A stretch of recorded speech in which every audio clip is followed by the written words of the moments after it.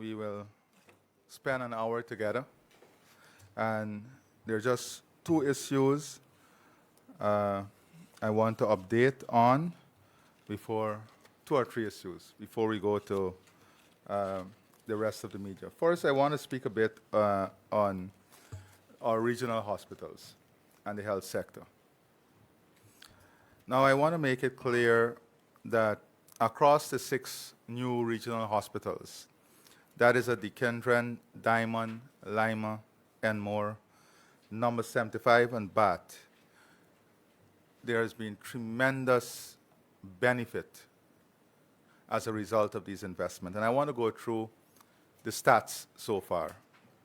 Since these 6 regional hospitals were commissioned, more than 145,000 outpatient visits were completed. More than 145,000 outpatient visits were completed. Over 18,500 inpatient admissions were managed across the 6 regional hospitals. Approximately 3,700 surgeries were completed.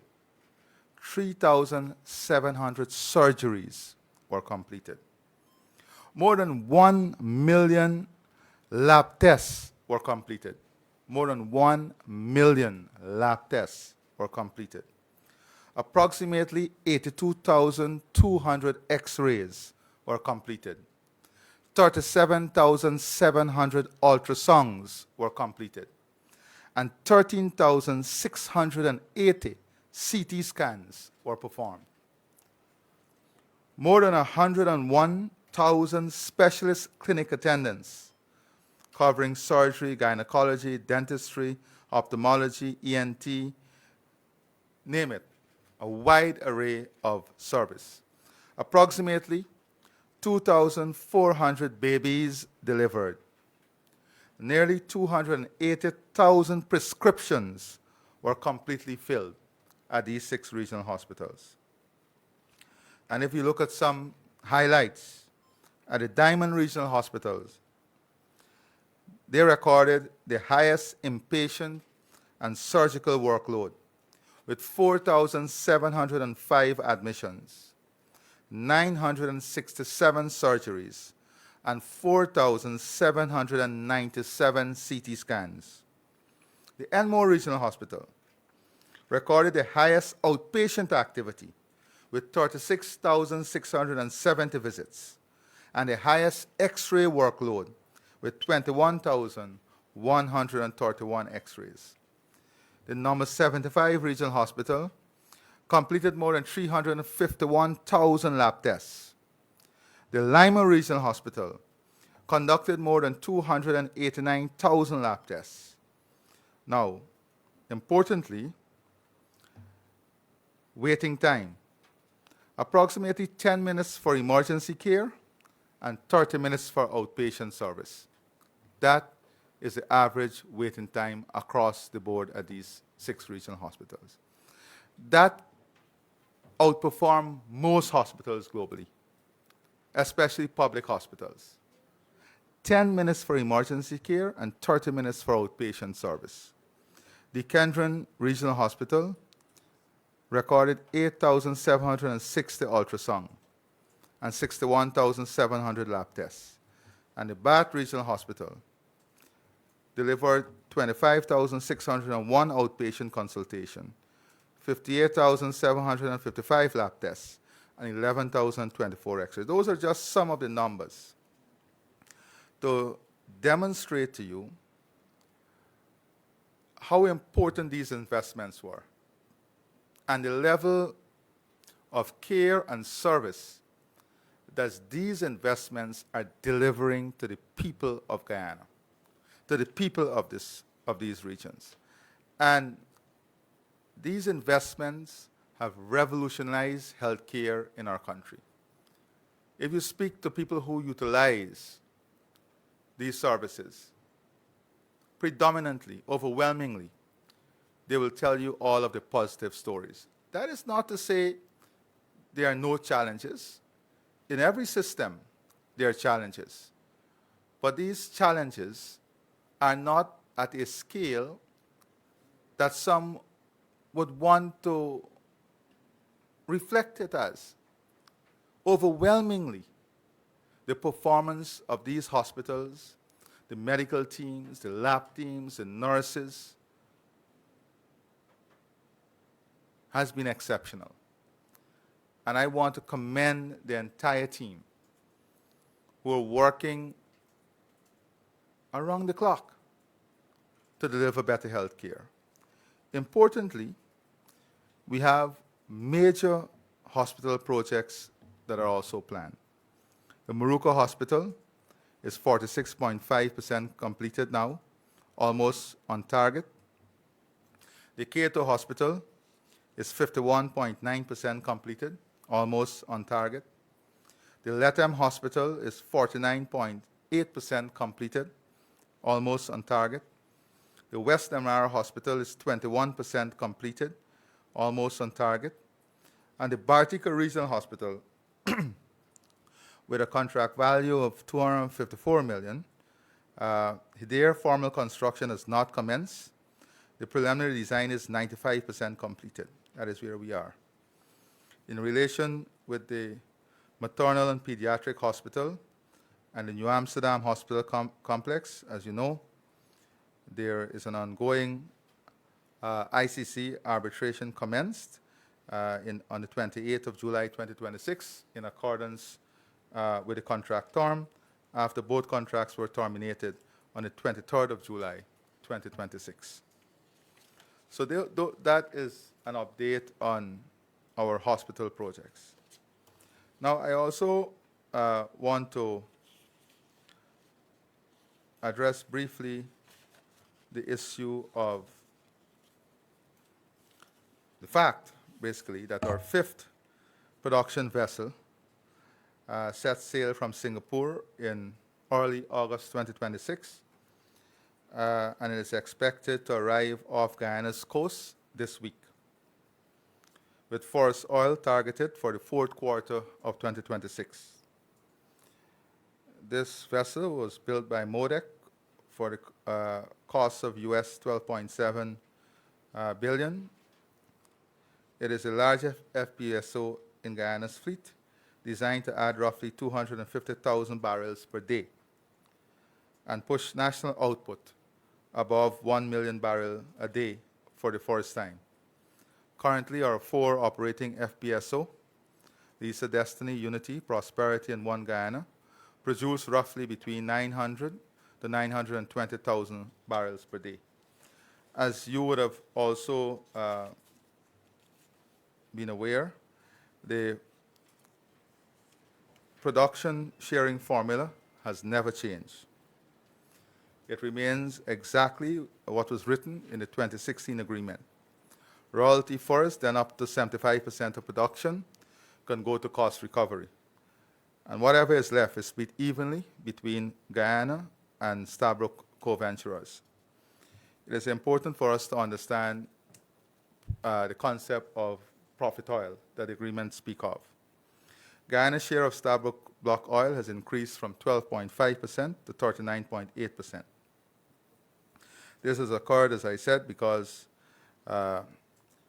the cost bank has been recovered 2 years earlier than originally expected. In terms of barrels, 75 of every 100 barrels produced went to cost recovery. Today, only about 20 barrels go to cost. While the US $55 billion expenditure was paid off, the cost bank is not saturated or entirely depleted. The 20 barrels today account for operating and other costs, which still form part of the cost bank. That which is left, which is called the profit oil, is split evenly between Guyana and the companies. Guyana's half is about 39.8 barrels out of every 100. The companies matching 39.8 barrels is split 3 ways between the co-venturers. So that is where we are in relation to to that. Now, also, as we had promised in the manifesto, we'll continue the modernization of our national procurement system. And I'm pleased to tell you that the Finance Secretary is leading the effort to have, before the end of this year, completed the e-procurement system fully completed and integrated. And the e-procurement system would have a digital bidders register, an e-tender life cycle module, a national e-tender portal, and an e-marketplace. Now this will remove all of the need for the massive paper and move from a paper-based system to a complete e-system, electronic system that is trackable throughout the process. Now, the digital bidders register, MPTAB already has a bidder register. However, it will be expanded to include the following information for each contractor, supplier, consultant: beneficial ownership, GRA and NIS compliance, classification, small, medium, and large contractor, past performance, debarments, and suspension. The e-tender portal, the MPTAB website would be upgraded into a single window where all public procurement plans, tender notices, bidding documents, clarifications, bid submissions, and award notices are uploaded. Now, the e-tender life cycle module, and this is important. The tender process is currently mostly manual, very paper-based, that can be fragmented, and most of the approvals is through a paper-based system. The proposed e-tender lifecycle module would transform procurement into a secure end-to-end digital workflow, covering procurement planning, tender creation, publication, bid submission, evaluation, contract award, contract administration, variation, payment processing, and real-time tracking. The module would automate routine checks, flag compliance risk, support evaluation teams with structured scoring tools, detect anomalies and potential red flags, and generate dashboard for management oversight. At the same time, it will preserve the statutory approval system that is there. The e-marketplace, a catalog-based marketplace for routine, low to medium value goods and standard services that would allow procurement agencies to procure the same from pre-qualified suppliers using standard specification, publish prices, framework segments, and electronic purchase orders. And this, of course, would help small and medium-sized enterprises. And just like other systems around the world, we are looking to have maybe 25 to 30% of procurement set aside for small and medium-sized enterprises. So those are three updates. I think the Prime Minister had a detailed update on energy and GPL, so I will not go into that. But I will now open the floor for questions. You will let me know, Suella, when the hour is up. So let's start with Newsroom. Thank you very much, Mr. President. Kurt Campbell from Newsroom. If I could go to the hot topic, MV Barima. Could you provide an update on efforts to salvage the vessel? Also, the Commission of Inquiry, if you have a start date, we would appreciate that. And the Heart Initiative, Support for Families. Holistically, could you provide an update on the MV Barima tragedy? And then I have a second question. I'll ask it after. Okay. So let me say, first of all, that we are, the priority for the government is to ensure that we work closely with the families in relation to the MV Barima. And when I say families here, I'm not only speaking of families who would have lost loved ones. Families here where persons are still missing, families that were working on the vessel. So the priority is to ensure, especially where children, women, parents are involved, to ensure that we have close connection from the Ministry of Health, Ministry of Human Services with those families. And we have established the HEART initiative to be a long-term, multi-stakeholder, I don't want to use the word agency, but long-term, multi-stakeholder forum that would look at immediate, the short, immediate, medium, and long-term needs of family. In that initiative, we also have a legal mechanism to support families in terms of some of the legal challenges that they will face and they are facing in terms of documentation, classification, the mental health support, the medical support, the counseling support, the spiritual support, support for children. And they're working, for example, to see if there is need to establish a special home for children who might have been affected. So when I say long-term support, it is long-term support, looking at not the challenges for today and tomorrow, but the long-term challenges.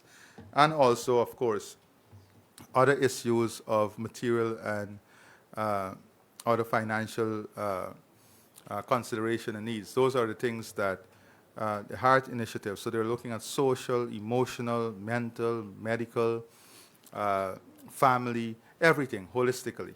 And they've been doing a lot of work. I know they have now an outreach plan for every single region where they're going to go into the region. They're building out the regional network to create a regional support system and regional hub to support these families also. I myself have also been on a daily basis trying to contact different families and so on. Now, in terms of the salvaging of the vessel, I think on Friday, the expression of interest would have closed. They've received a number of expression of interest. Those interests are being shortlisted now by the agency, and then those shortlisted entities will be invited to supply prices to have that the vessel salvaged. So that is where we are with that. In relation to that was it, right? And the COI. In relation to the COI, the team is in place. They have started looking at their procedures, settling their procedures, and working out their work plan. And from what I'm told, in early September, the actual work would commence here on the ground. Just one follow-up. How many EOIs were received, and is there a differentiation between local and foreign companies? I don't have the exact number. I think it's 10 or more. I don't hold me to that. And I don't know that there are distinction between local. I know there was a criteria, right, and companies would have made proposals in relation to that criteria. Mm-hmm. That is why there's a shortlisting process to ensure that those companies that meet the criteria are those that. Right. And my second question, on your Model Village initiative, personally and particularly interested in that, could you help us to understand the sustainability of that project? I know you're starting at 23 villages.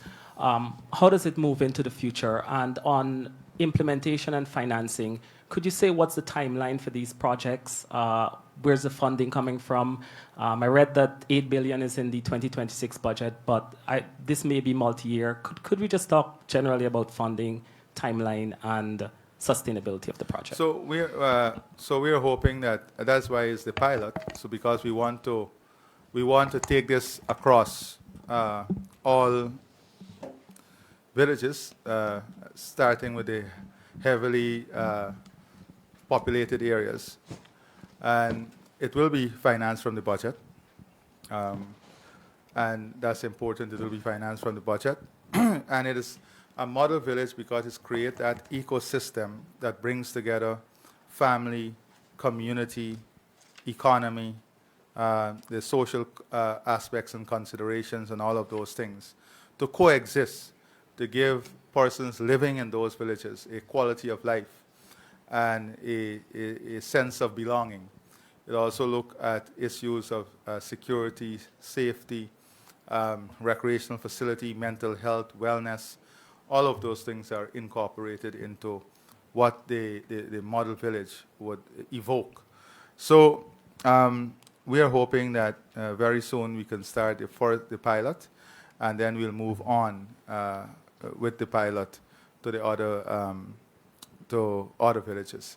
So we'll see how much we can get done in this 5 years. Svetlana Marshall, News Source. Mr. President, could you say what is the state of medical cooperation between Guyana and Cuba, and whether steps are being taken to have the Cuban Medical Brigade return to Guyana? My second question has to do with the allegations by the leader of the opposition. Now, this is something that you've responded to and promised information. Now, he said that you own a farm that ranges between 150 acres, and it's about, he said, multi-million-dollar farm or ranch. Now, like I said, you've responded to the allegation and promised information and a tour. Could you say when that tour will be facilitated? Could you provide us with the actual size of the farm, the investment structure used to develop the farm, and over what period? And on the issue of constitution appointments, Mr. President, could you say if or when you'll be meeting with the leader of the opposition to consult on constitutional appointments, and would you seek his agreement to have Justice George and Justice Singh appointed as the substantive chancellor and chief justice? And with respect to MV Barima, now a day after the incident occurred, the Minister of Public Works, Mr. Juan Ejil, announced that the entire management team responsible for loading, dispatching, and overall management of the vessel was suspended. Could you say if that team is still suspended? And could you say why steps have not been taken in light of public calls to have Minister Ejil and Minister Indar removed, either suspended or removed from office based on the calls being made, in light of his own explanation that there needs to be a thorough, transparent, and impartial investigation? So let's start with that. Now, a thorough, transparent, and impartial investigation. An independent COI has been established. In all of your questions, you did not acknowledge that. Can you be respectful?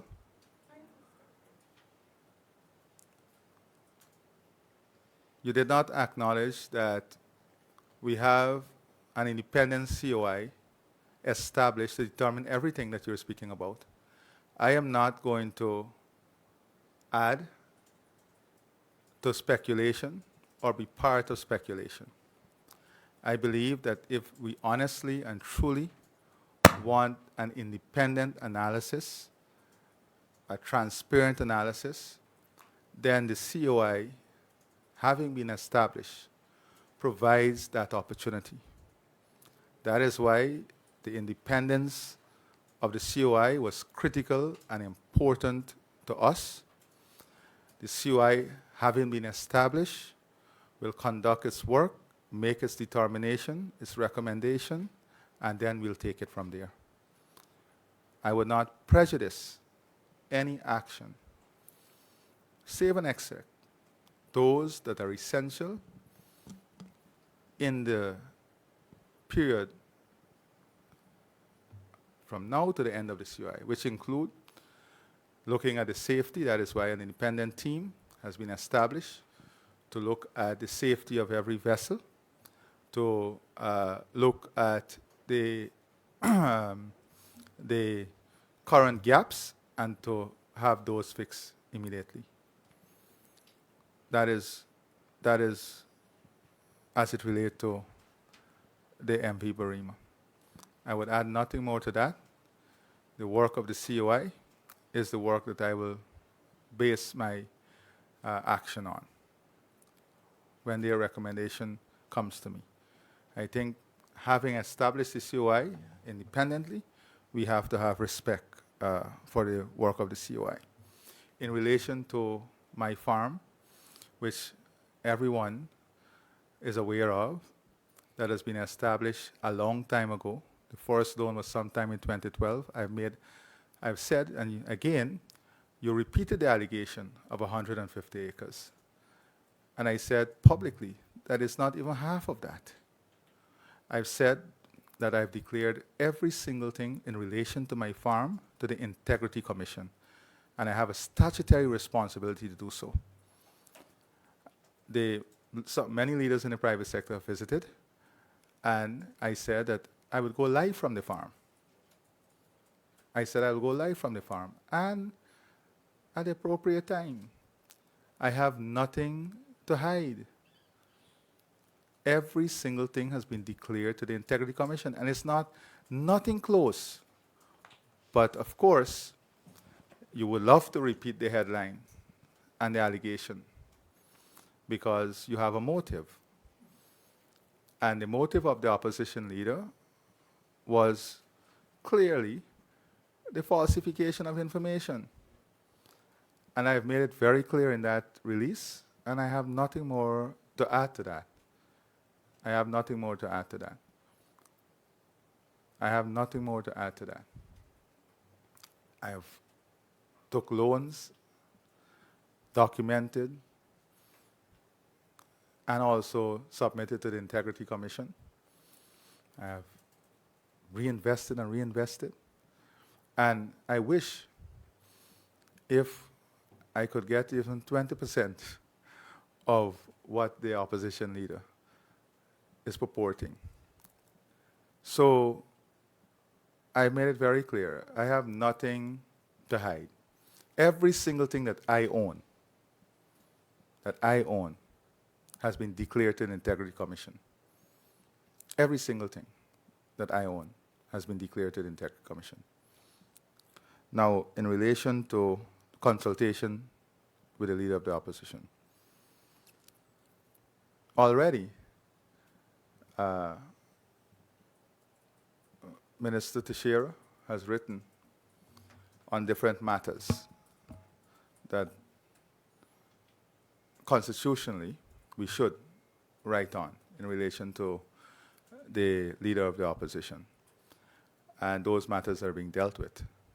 So wherever consultation is required in accordance with the Constitution, as I have said before, you can be assured that I will fulfill my mandate in accordance with the Constitution of Guyana.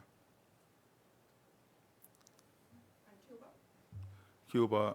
Cuba, now we have made it very clear that Cubans who want to work here, they have to go through the legal channels, and they're employed under the same labor conditions and under the same laws that our locals are employed under. No, we go to someone else now, please. Let's go ahead, please.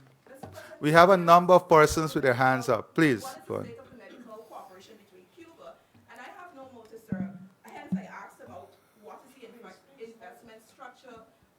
Can you please allow the young lady to ask her question, please? Naomi Paris for the Guyana Chronicle. Mr. President, just to shift your attention to electricity, when does the government expect to fully implement its promised reduction in electricity cost, and what is the revised timeline for consumers to begin receiving the full benefit? I do have a second question on the social housing program. Could you say what is the set timeline for that, and what is the established protocol of how it will work? I think the Prime Minister went through in detail all of the development for GPL and the energy. I'm trying to find this. Now, one of the things that we have committed to in the manifesto is the reduction in the cost of electricity. And we are fully committed to the reduction of that cost. And that is to bring it down by 50% for consumers across the country. Now, in a very phased manner, I don't know if you realize, we have started, especially in areas where we had the solar installation, and where we had the, the battery backup system. In those areas, we have been able to already announce phase reduction in the cost of electricity. Both in Bartica, when I was there on the cabinet outreach, and I think in Region 1, we have addressed the issue of a phase reduction. I've committed to, in other areas, for example, in Region 2, where we have the solar system, and in Leg 1 and Wakenham, where we have those solar systems, to look also at the phase reduction there. So there's some communities that have already benefited. Letem is also one community where we have the hydro, that those analyses are being conducted, so that though the initial phase reduction in the tariff can be looked at in those communities. So we are committed to this, and the consumers will definitely benefit tremendously from this phase reduction in electricity. You can be assured of that. But I'm saying to you that in the coming months, there will be additional community that will get the that will feel the first tranche of that reduction, like Bartica and certain sections, I think in Region 1, would have already benefited from. Mr. President. No, I think this young lady. Oh, and then that's fine. Good morning, Mr. President. Davina Bagat with Kaitra News. Given that the cost of 7 projects have been repaid, could you say at the policy level how new projects will be governed? Will Guyana allow the country to invest in its upcoming oil projects? Meaning, do we go back to the 75% for cost, or, and if yes, Guyana is likely to become an investor, will we seek a greater share of our profits? So now that we are at this new phase in the development of our oil and gas sector, there are ongoing internal discussions.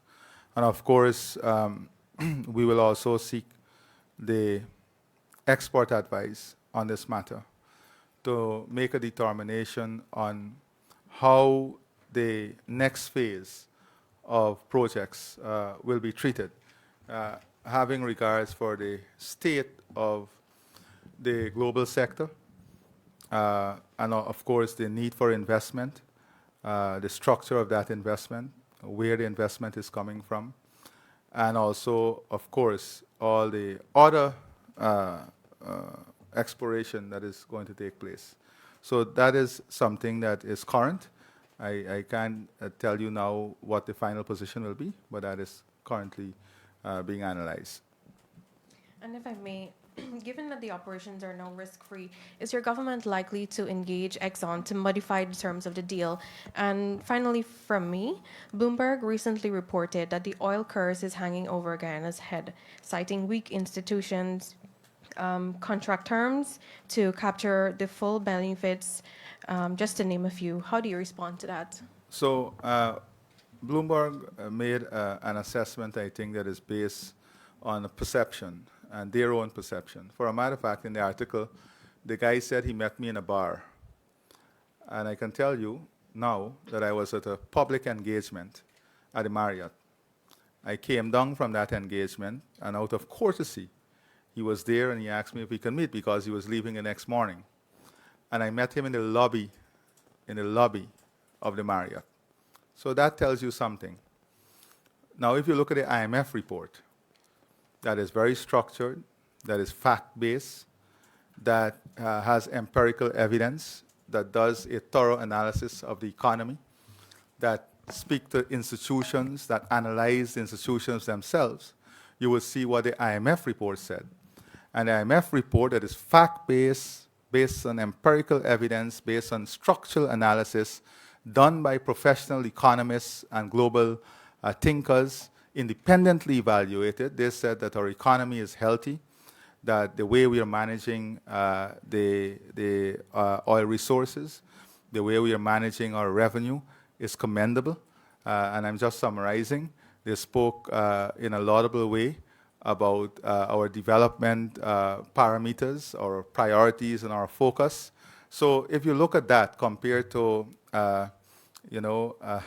a perception analysis by someone, and there are many other Bloomberg articles that I can point to that are very positive. There are more that will be done, I'm sure, and other international news agencies. But I want to stick to what the IMF, an independent, globally recognized institution, had to say about Guyana. And you know that. You have a copy of the IMF report that you can also go through, and we'll make that, that is publicly available. And that is based on purely facts, empirical evidence, studies, analysis, the review of institutions, review of modalities, and everything that constitute that. And with regard to the earlier question on amending the contract with Exxon? Oh, so we have spoken about the existing contract many times before, and the difficulty with doing that from a legal perspective, one, and from the perspective of the sanctity of contract. So that hasn't changed. But on your second question, as conditions change, the administrative leverage that the government has can help to give us greater benefits from the sector. Just a follow-up, if I may, very quickly. We'll come back. Let's go here. Thank you, Mr. President. Radha Motilal, NCN News. Coming off of the MV Barima tragedy and then your subsequent consultations, you would have identified a number of irregularities and issues with public transportation. Before that, with on the road. So you land, air, water. Is the government considering a holistic overview of the public transportation system and taking into consideration the concerns raised regarding the disparities in fares? Yeah, so this is a major challenge that we have. And I must say, in all of the public consultations that we have had so far, the issue of public transportation and the cost of public transportation has been one that has been raised by residents. And also, not only the cost, but in some instances where you have large housing schemes like Diamond, Tushin, the cost change depending on the time of the night or the time of the day. So there is no structure, and there is no relationship between the increases in transportation costs and what has happened in terms of the operation costs. So if you look at some of government measures, and this was something I should have addressed because I wanted to address it given the fact that it came up at almost all of the public consultation. You would recall that we reduced the excise tax on gasoline and diesel to 0 in 2022. You would also recall that we kept Guyana fuel prices stable. We removed the tolls from the Demerara Harbor Bridge, the Borbis Bridge, and the Wisma Bridge. The toll removal provides direct relief for more than 50,000 daily consumers. Now, annually, when you look at the type of relief that we have given to operators, it is hundreds of billions of dollars. When you look at the zero excise tax on gasoline, the free crossing of the bridge across the bridges, you will also know that the hinterland roads, because they're also part of the public transportation system, we have maintained the removal of VAT on hinterland travel to the airport. We've invested in hinterland roads. We're investing in community roads. This was a big thing by the taxis, that the roads are not in good condition, so they don't want to go down into the roads. We are investing in those roads, making it easier, less wear and tear on the vehicle. We have given the 20,000 annual transportation allowance for pensioners. We have given the 20,000 transportation grant for students. So these are some of the things that we have done to reduce the cost of transportation.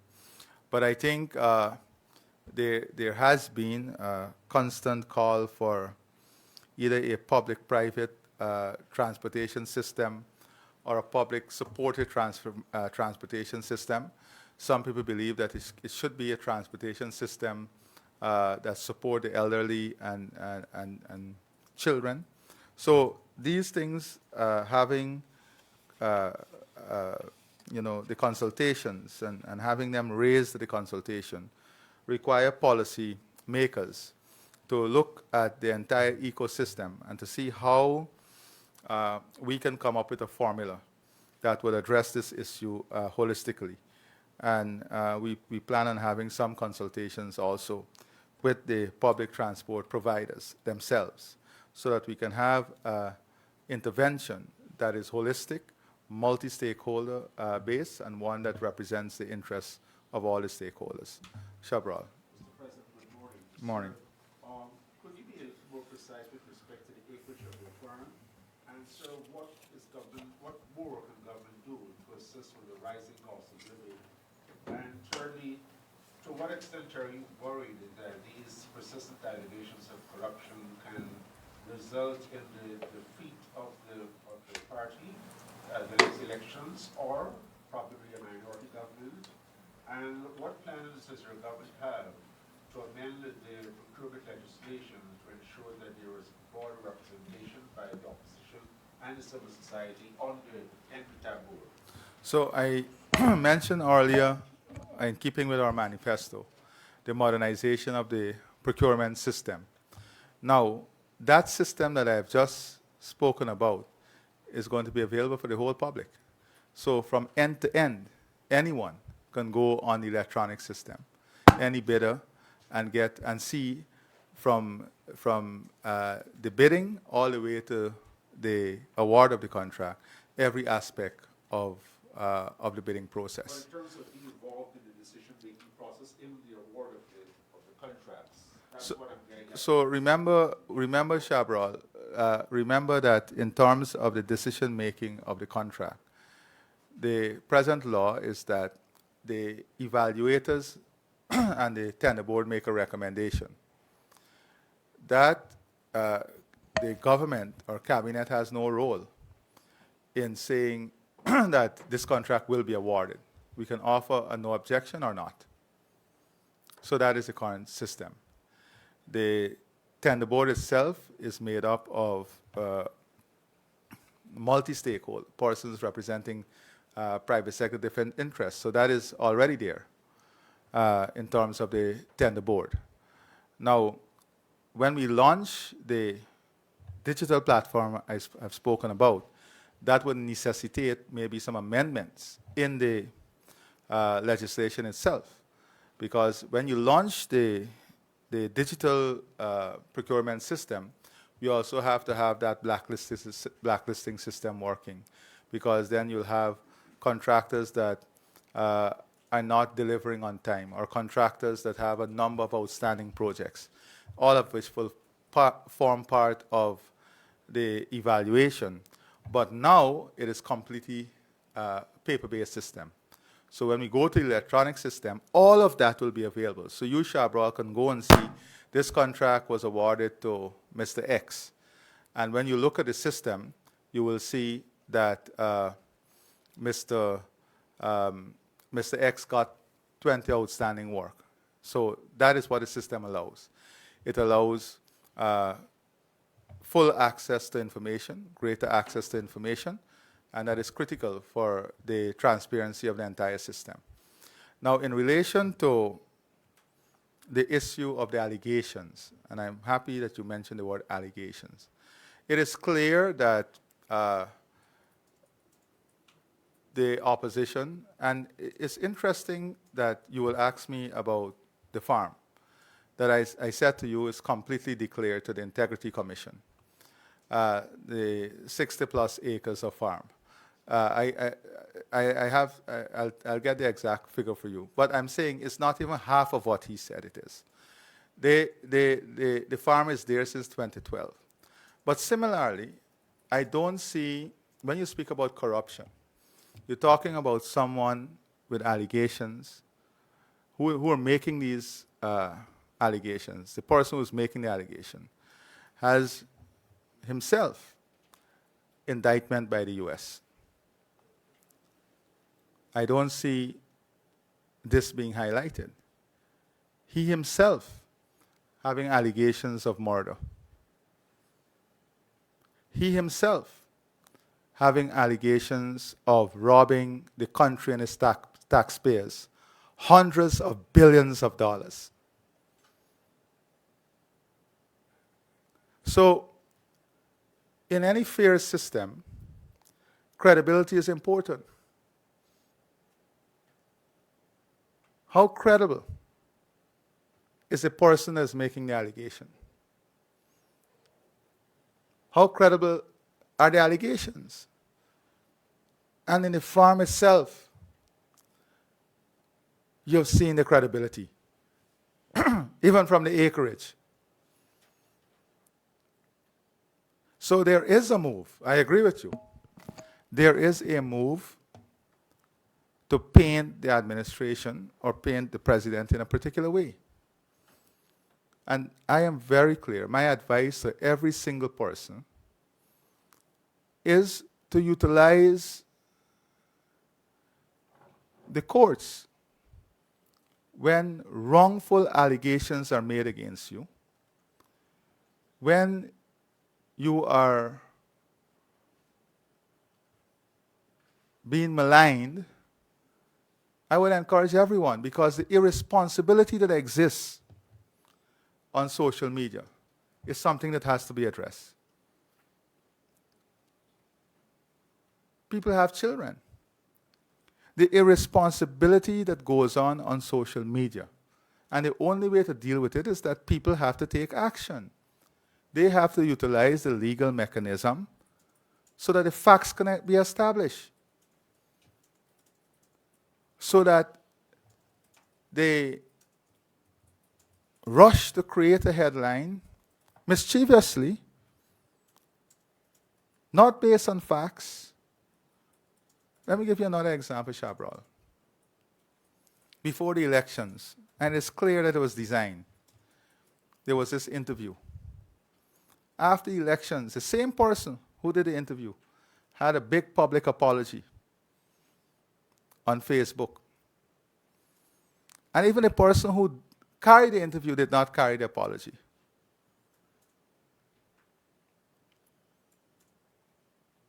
That tells you the state we're in.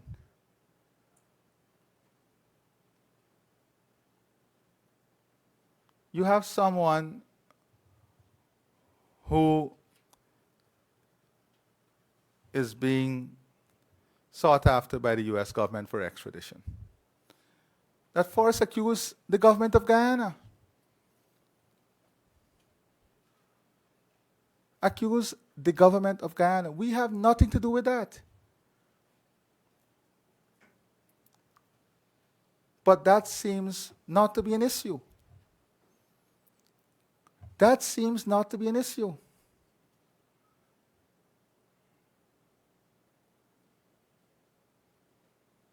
And I have a problem with that. And I have a problem with that. Thank you. Mr. President, quick follow-up. With respect, of course, you didn't answer the question about cost of living. And could you be a little more pointed?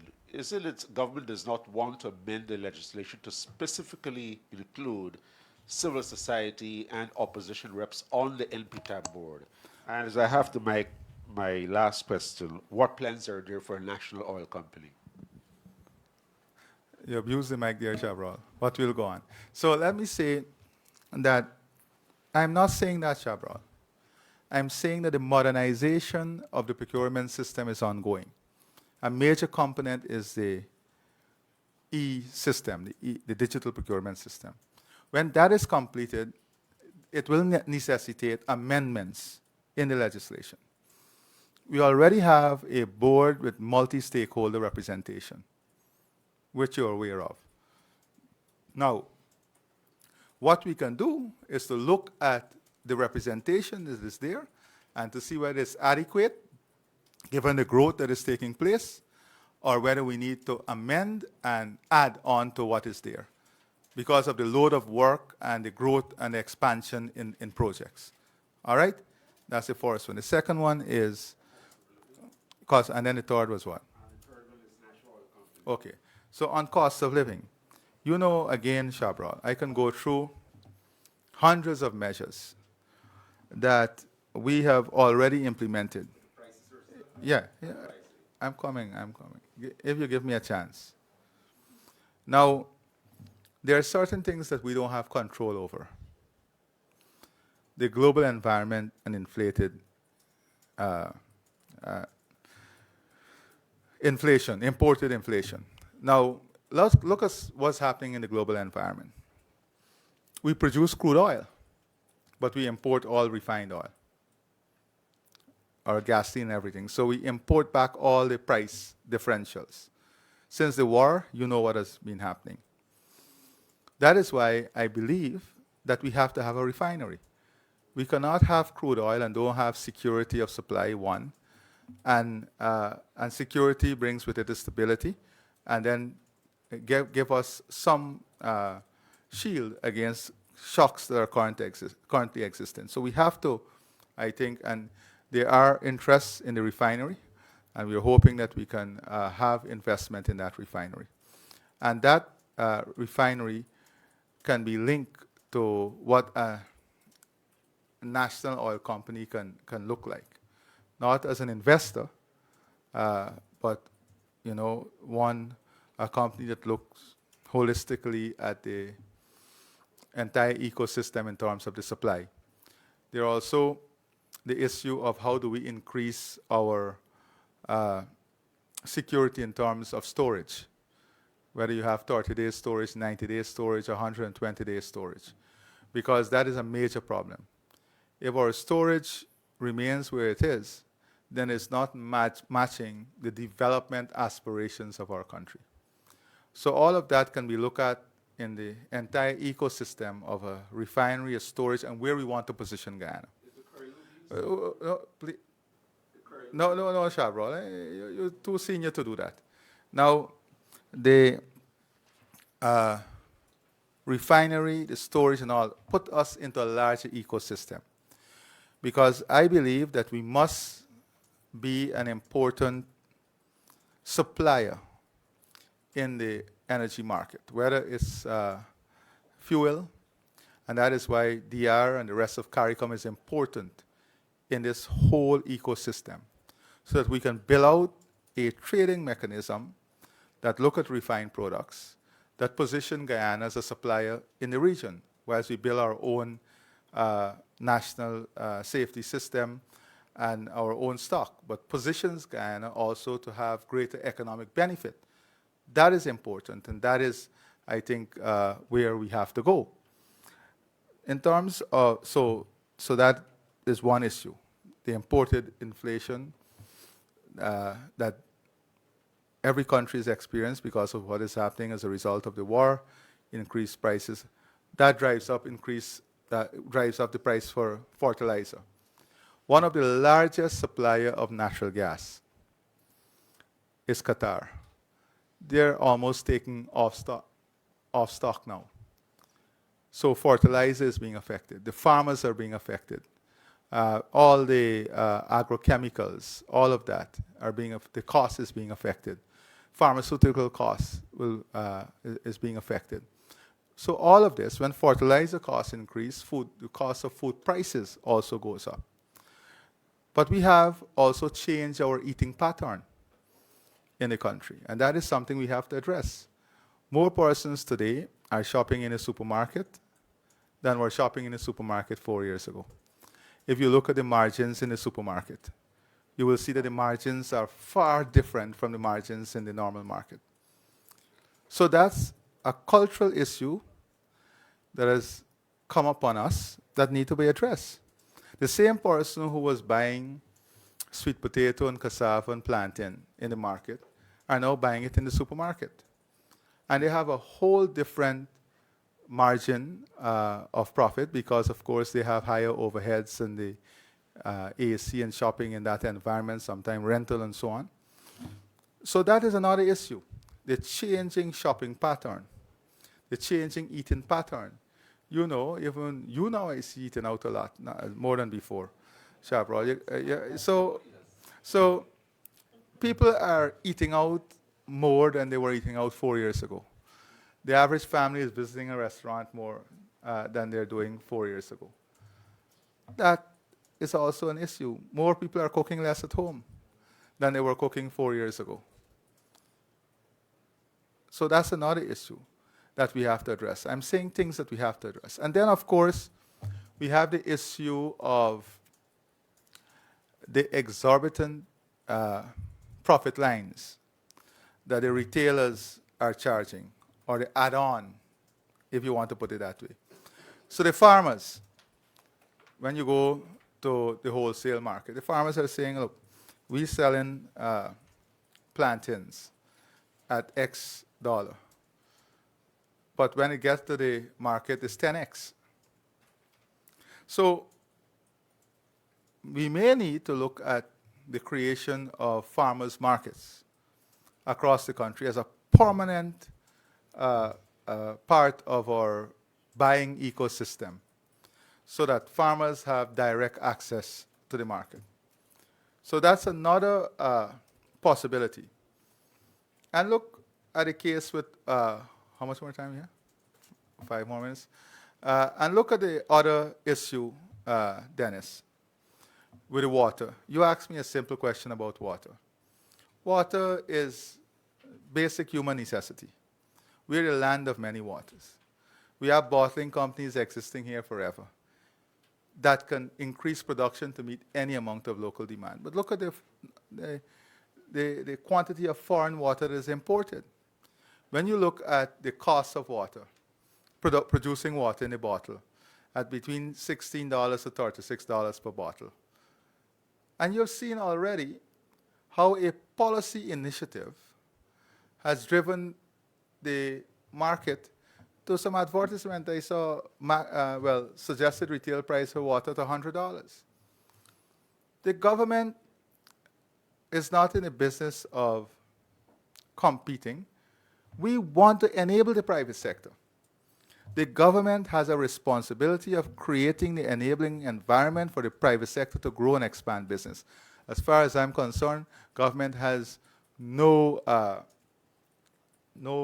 need to be in business.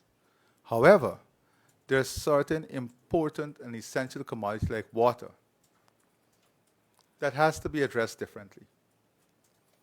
Now, the treated water from the treatment plants, they're good to drink. But these days, children won't put water in your water flask and go to school. They'll buy water at school.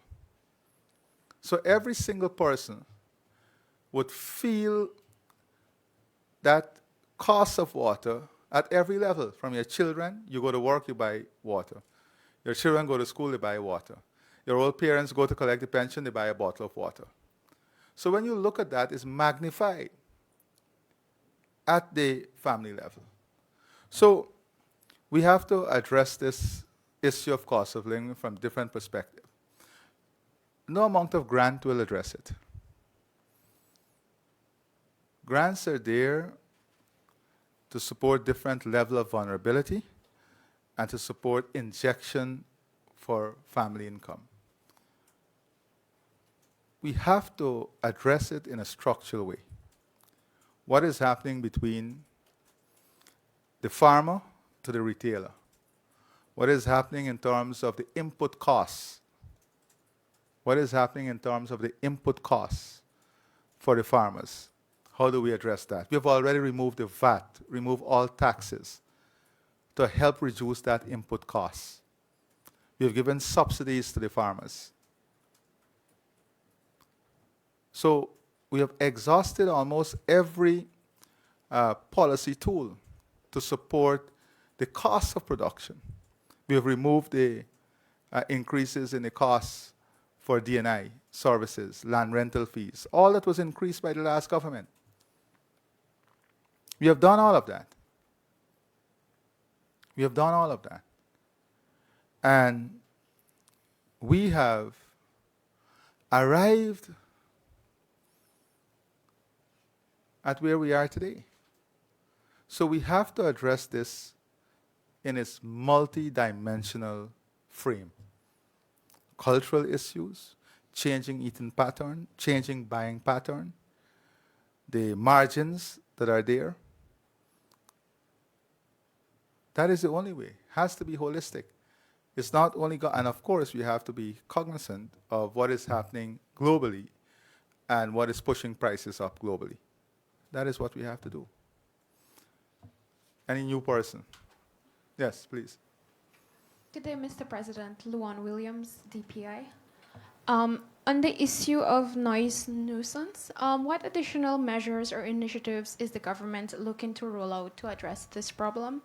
And secondly, on the Guyana Development Bank, what are the next steps in the rollout of the bank, particularly regarding staffing, its operationalization, and logistical arrangements? All right, so the first question, noise nuisance. This was also raised at every single meeting. Noise nuisance is affecting the quality of life of people. And we have to address it in a way that allow the entertainment sector and allow people to have a quality of life, but at the same time does not destroy the businesses and so on. So I've said that for those bars and those nightclubs that are already established, when the Guyana Development Bank come on stream, one of the things we should look at how they invest in the noise-proof material to enclose their facility so that that would help. The open area, we have to work with the EPA in setting up a mechanism that alerts people so that they can look at the meter and know how to regulate. Self-regulation is important in any country. Before you go to the police and everything else, self-regulation is important in any country. Self-regulation. And we have also established, after those consultations, a task force that is looking at the issue across all regions, working with the police, because one of the complaints is the non-responsiveness of the police in addressing complaints or addressing issues at the community level. So that is what we are doing. In terms of the development bank, we are right now putting together the board, putting together the structure, and hoping to operationalize within the coming weeks. So we'll have the staff in place. There'll be collaboration, of course, with the commercial banks. We're working out details to see if we can have desks established in commercial banks, having regional facilitators to bring together interested persons in the development bank working on clusters. For example, you have one of the complaints also in the community, you may have 50 persons, each of them doing 100 chicken each. Those 50 persons can come together and do a tunnel house.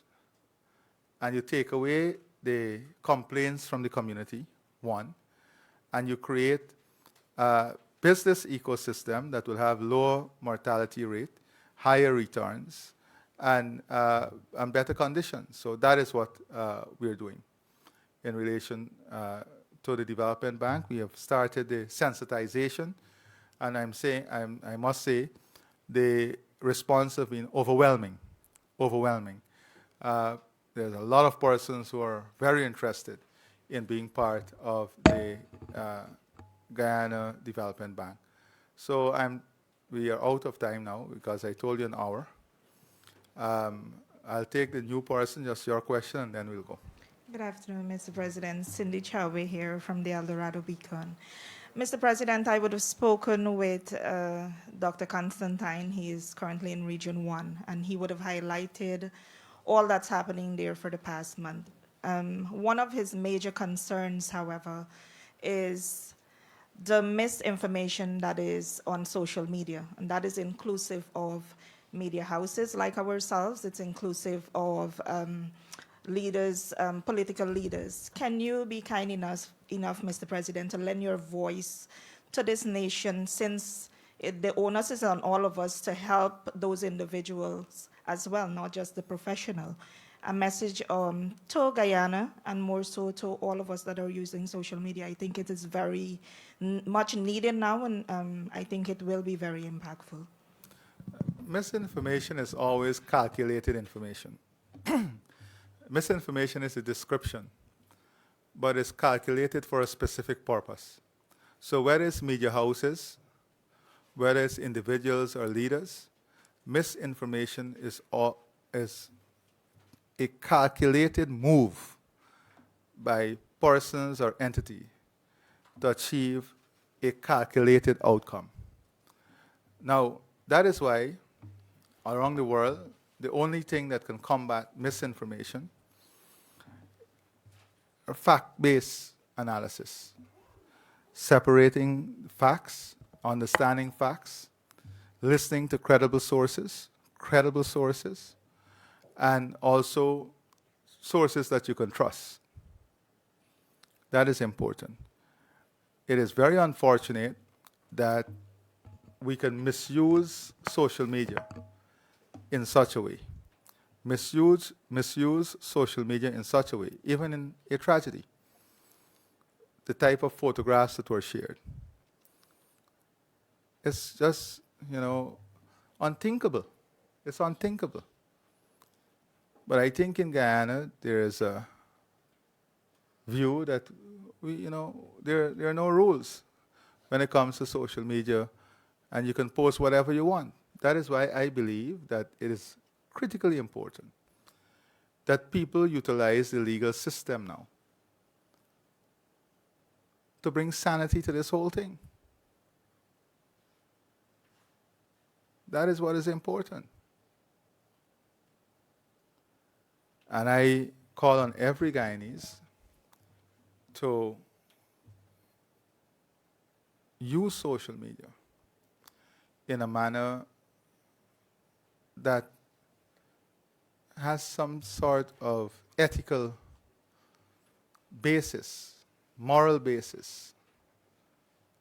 Because as you know, in the UK there are laws for social media that are far-reaching. And the region is looking at this in totality, but we too are looking at how we can amend our laws to address the very concerns that you will have raised. So ladies and gentlemen of the media, thank you very much.